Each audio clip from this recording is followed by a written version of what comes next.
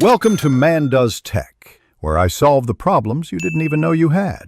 In this video, I will show how to change the oil in a Lexus GX 460. First, park on level ground and engage the parking brake, then let the engine sit for about 10 minutes to cool. Gather gloves, safety glasses, and a drain pan sized for large SUVs. Check tire chocks and jack points before lifting. Stay mindful of hot components and slippery oil spills as we move into the drain and filter steps.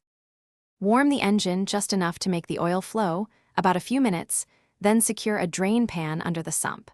Remove the drain plug carefully and let the oil drain completely while inspecting the plug and gasket for wear.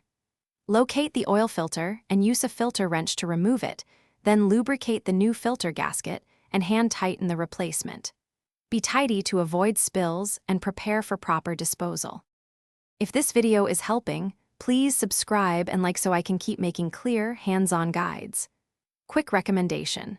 A book called The Simple Path to Wealth changed how many people think about money and can help you budget for regular car care, oil changes, and unexpected repairs.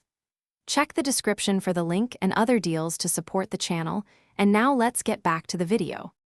Pour the recommended oil slowly, tracking the milliliters or quarts until near the specified capacity.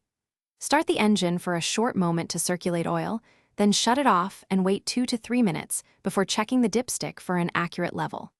Inspect the drain plug and filter area for any leaks and tighten if needed. Clean up any spilled oil and reset service reminders to complete the job confidently and safely.